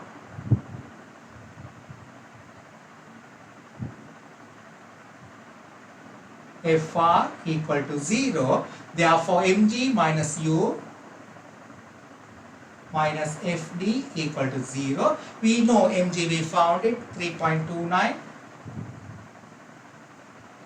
10 to the power minus 4. Upthrust 3.09, 10 to the power minus 4. Minus 6 pi eta 0.11. Fd equal 6 pi eta Rb. So that's a drag force. 6 pi eta, the viscosity is 0.11. Radius we found it 2 into 10 to the power minus 3 into Vt equal to 0. Now solve it and find the Vt, the terminal speed. You will get 4.83 10 to the power minus 3 meter per second.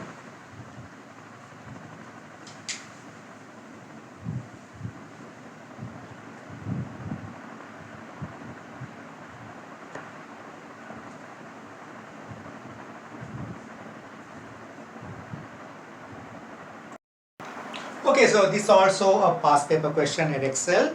I wrote it shortly, the question. The sphere falls through water at a constant speed. That means it's falling at terminal speed, constant speed. So its terminal speed means all the forces acting on it are balanced, resultant force 0. At a constant speed of 0.50 meter per second. Assess whether Stoke's law can be applied to the falling sphere. You should include calculations in your answer. So the data, diameter of the sphere given, mass of the sphere given, upthrust given, viscosity of water also given. Okay, so if it is falling through water at terminal speed, the resultant force must be equal to 0. So the forces acting on the sphere are downwards, weight, upwards, upthrust, upwards, drag force. These are the three forces acting on the sphere. So the resultant force downwards must be equal to 0. So that will be mg minus u minus Fd, drag force must be equal to 0 at terminal speed because it's moving at constant speed. It's given in that question. So the weight of the sphere is given, mass of the sphere is given 9.1. So 9.1 10 to the power minus 4 into. Okay, so rather than calculating, this is the idea here. We are going to check whether Stoke's law is applicable. So we know that the mg minus u, the resultant force, mg minus u must be equal to Ft. If when the resultant force is equal to 0, mg minus u must be equal to Fd.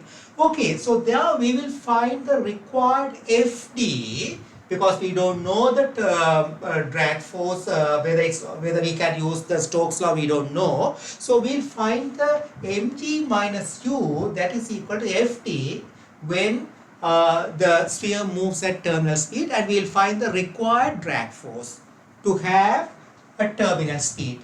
Then we'll find the drag force by using Stoke's law and compare, will that value equal to the required value. So we'll find the required drag force. So the required drag force Ft is equal to mg minus u when it is moving at terminal speed. So the required drag force, that is equal to mg minus u at terminal speed. We know the mg. mg is equal to 9.1, 10 to the power minus 4 into 9.81.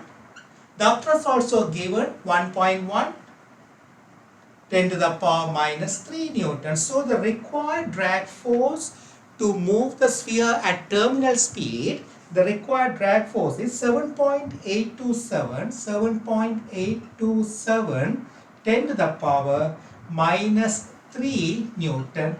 This is the required terminal speed when it is moving at, this is the required drag force. This is the required drag force when the sphere moves at terminal speed.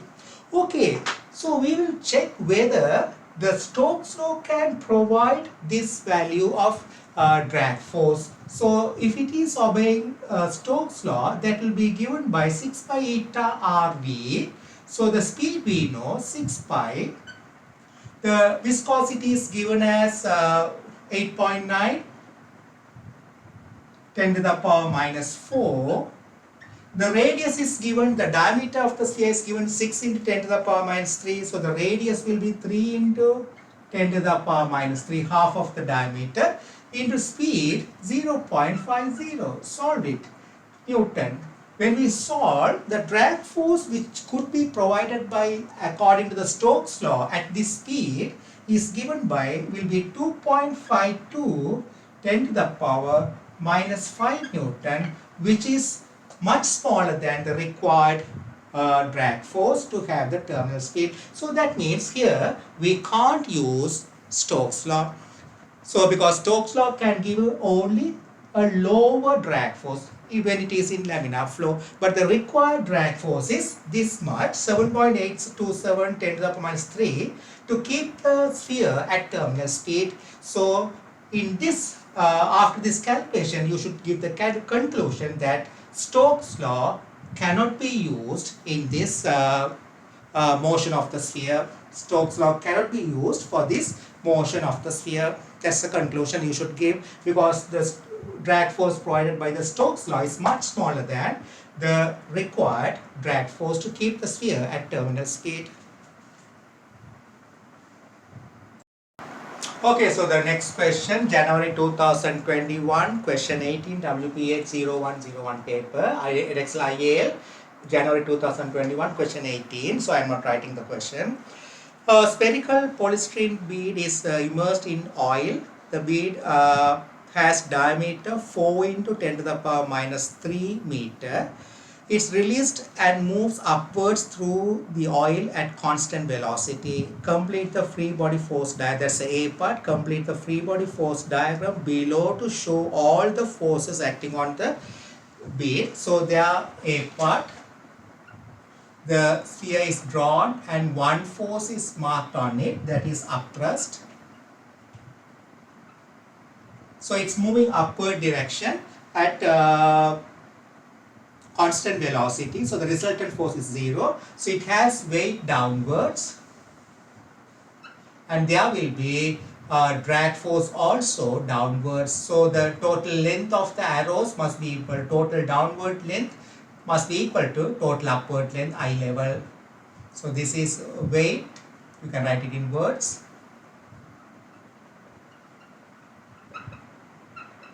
Then there will be downwards drag. So these are the three forces acting on it. Okay, so B part, show that the upthrust the oil exerts on the bead is about 3.1 10 to the power minus 4 Newton. That is the B part. So density of the oil is given. So upthrust is equal to 4 by 3 pi r cube density of the oil into G. So that is going to be 4 by 3 pi 2 into radius is given 2 into 10 to the power diameter given 4 into 10 to the power minus 3 in the question. So radius will be 2 into 10 to the power minus 3 all in cube. Density of the oil is 930 into 9.81. So the upthrust will be equal to 3.06 10 to the power minus 4 Newton. That is the B part. C part, Stokes' law shows how the viscous drag on the sphere is related to its velocity through a fluid. Stokes' law is only valid if the bead is moving sufficiently slowly through the oil.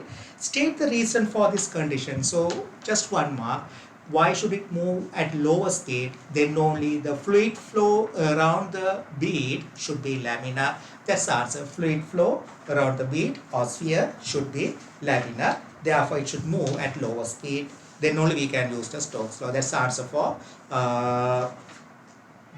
C part.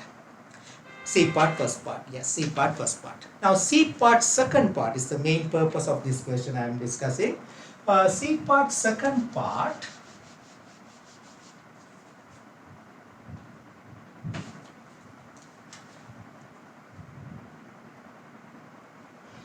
So for Stokes' law to be valid, the speed of the bead through the oil must be less than VR. So you know the speed should be laminar flow. So I told when I start the movement of fluid, the fluid flow becomes, the speed of the fluid flow becomes greater than a particular value, it becomes turbulent flow. If it is turbulent flow, you can't use Stokes law. So the upper limit or the bead through the oil must be less than VR. So if you are using the Stokes law, so the maximum speed for which the Stokes law could be used is given by VR, and they are giving an equation. VR is equal to 10 into viscosity of the oil. Viscosity means coefficient of viscosity. I told that they actually in the books they don't use always the word coefficient of viscosity, they use viscosity. Anyway, viscosity of oil divided by density of the oil. I write the notation, density of the oil into, they write it in words but I am writing in symbols, density of the oil into diameter of the bead, diameter, I write in words, diameter of the bead of the sphere. So that's the equation they are giving. We never use this equation in the syllabus, but they are giving a new equation. So this is the maximum speed at which the fluid flow around the sphere is laminar. So if more than this, we can't use the Stokes law. So the question is, deduce whether Stokes law can be applied to this bead. Viscosity of the oil is given. Viscosity of the oil is given as 4.90 10 to the power minus 2 Pascal second. And weight of the polystyrene bead, of weight of the sphere, is given as 1.05 10 to the power minus 5 Newton. The question is, deduce whether Stokes law could be used in this question for this motion. Okay, so we'll find what could be the maximum speed for which we can use Stokes law. So by using the given equation, we'll find what could be the maximum speed for which we can use the Stokes law. Then we'll find for that particular speed, what could be the possible drag force provided by the fluid when we use the Stokes law. Then we'll separately find what is the actually required drag force to move the bead at terminal speed. We'll compare the two drag forces. Okay, I'll do that now. So we'll find the maximum speed for which we can use the Stokes law, that is VR is equal to 10 into viscosity of the oil is given 4.90 into 10 to the power minus 2 divided by density of the oil is given there. Yeah, density of the oil is given in the previous page. Yeah, that's given in the bead part. That is 930. That's given in the bead part. 930 into diameter of the bead. That also given in the bead part. In the start of the question, diameter given 4 into 10 to the power minus 3. So solve it. For VR, you will get 0.132. So this is the maximum speed around the bead or sphere in which the flow could be laminar. So what could be the maximum drag the laminar flow can provide? What could be the maximum drag the laminar flow can provide? We'll find it. Maximum drag force that laminar flow can provide. So there you can use Stokes law 6 pi eta RV. Okay, so for this speed, that is VR, because maximum speed we are using, so that is the laminar flow. What could be the maximum drag force the fluid can flow given to the bead or sphere? So 6 pi, eta is given 4.90 into 10 to the power minus 2. The radius, yes, we know the diameter, that is 4. So radius 2 into 10 to the power minus 3 into VR 0.132. So the maximum speed that maximum drag force that could be provided by it is 2.44. I'll write it by red pen. 2.44 into 10 to the power minus 4 Newton. I'll write again. So the maximum drag force when the fluid flow around it is laminar is 2.44 10 to the power minus 4 Newton. You can't get a drag force more than this when the fluid flow is laminar. Now we know it's moving at constant velocity. It says that the bead is moving at constant velocity means there is terminal velocity and there is a drag force. So we will find what is the actual drag force acting on the bead when it is moving at terminal speed. So when you think about the bead, the three forces acting on it is weight, upthrust and the drag force. So it's moving at constant speed. So we'll find actually what is the drag force acting on it. So you know that at terminal speed, we know that mg minus fd minus u equal to 0. So fd, the actual drag force acting on the bead is fd is equal to u minus mg.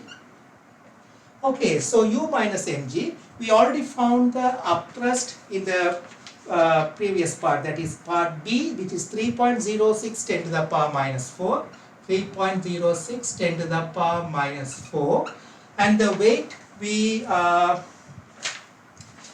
know the weight weight of the polystyrene bead is given. Yeah, weight is given 1.05 10 to the power minus 5. So solve it. This is the actual drag force acting on the bead when it is moving at terminal speed. So that is equal to 2.95, yeah, 2.96. You can say 2.955 or 955 10 to the power minus 4 Newton. Now compare. This is the actual required drag force on the bead when it is moving at terminal speed, but the maximum drag that could be provided by the laminar flow according to Stoke law is 2.44 10 to the power minus 4. This is smaller than this. That means the required drag force is more than the maximum drag that could be provided by the Stoke's law. So we can't use Stoke's law in this question. We can't use Stoke's law for this calculation. That's the conclusion you should say, because the question says deduce whether Stoke's law can be applied to this bead. No, we can't use, because the actual drag force when it is moving at terminal speed is this one. This is actual drag force acting on it. If you are using a Stoke's law, you can get maximum of this much drag force when the fluid flow is laminar. So you can't get the required force by Stoke's law. So Stoke's law cannot be used for this question or for this motion.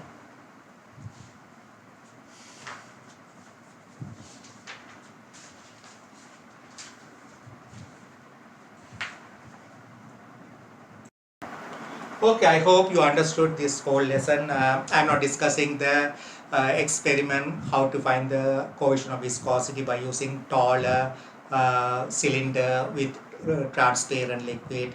It's not a big issue. You can find in any textbook. They clearly mentioned that, so I hope it's not necessary to explain. Normally that question could come in either unit 1 or unit 4, but the experiment is a standard theory, so I'm not doing it. If you want to mention in the comments, I will do it separately. Okay, so I hope it's useful to you, and we'll meet during next lesson. By using the playlist, you can navigate to any lessons you want. Bye.